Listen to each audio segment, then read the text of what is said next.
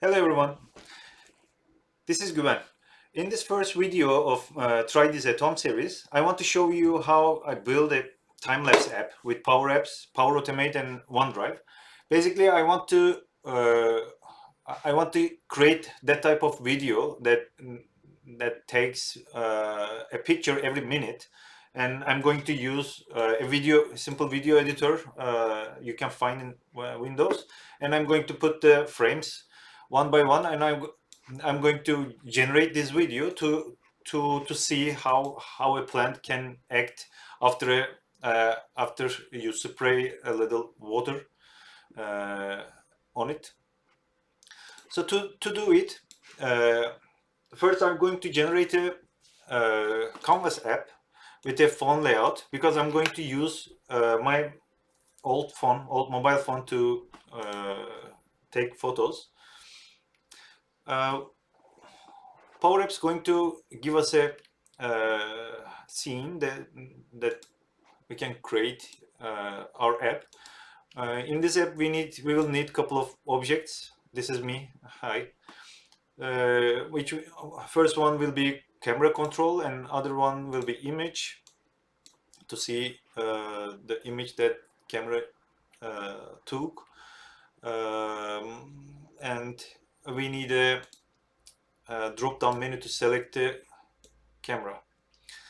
So first of all, because I want to take a photo every minute, I'm going to edit camera controls on stream rate property, because the stream rate is working with milliseconds. 60,000 milliseconds going to give me 1 minute, and I want to generate a variable every time this time starts again.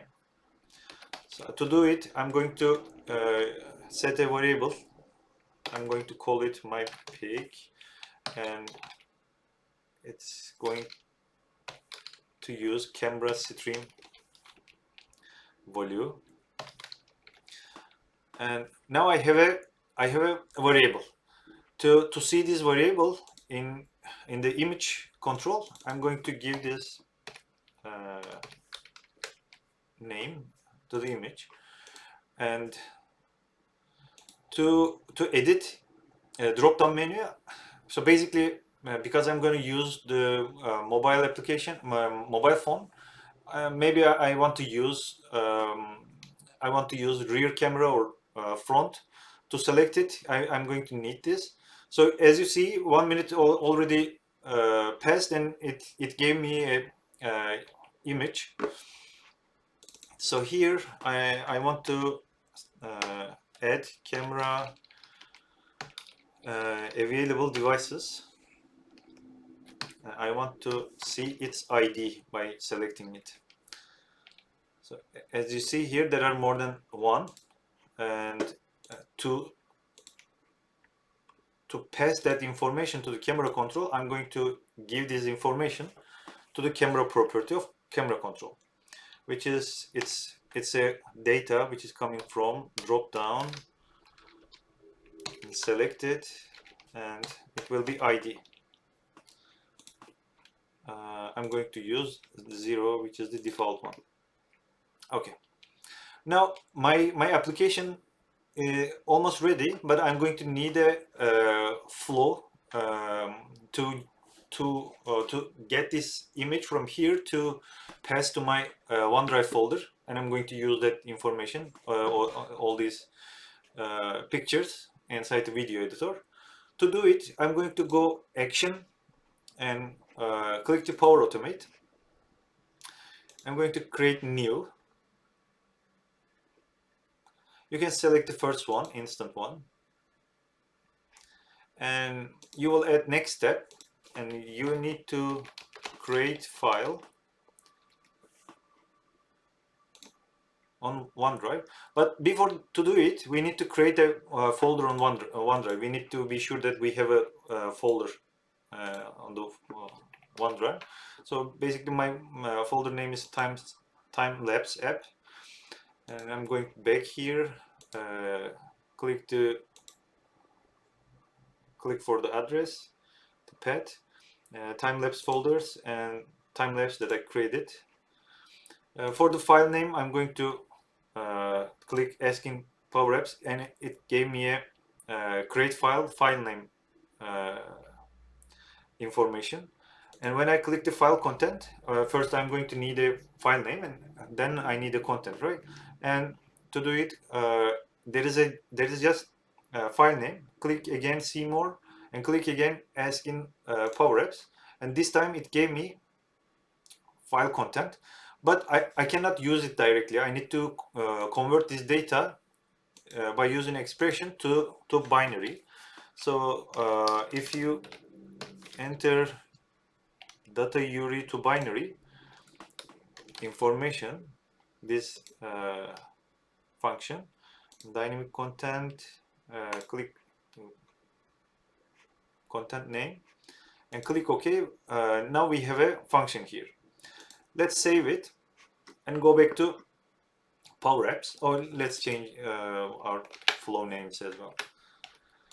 And now we might see here, and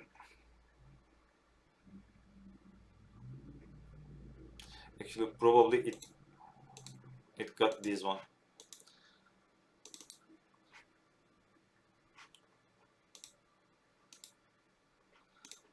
Even though we changed the name, it didn't detect a new name, but this is the PowerApps button too.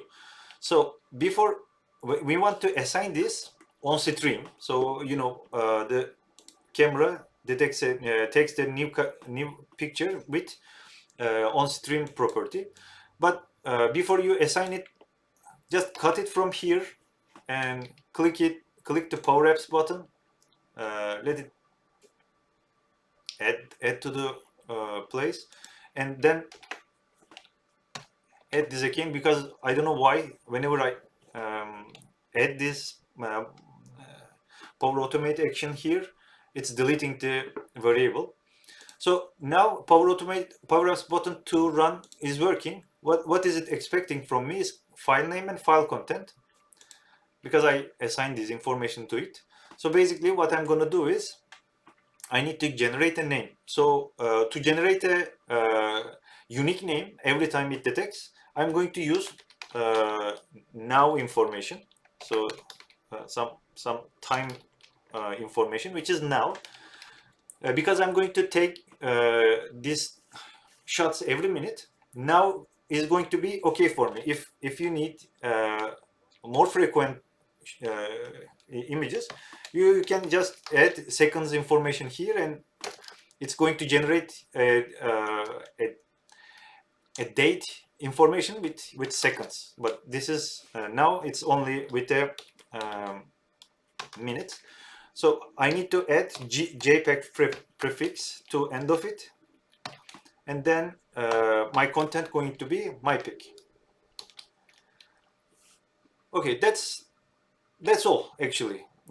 Whenever it detects, whenever it creates a new image, now it should be copied one of the image to the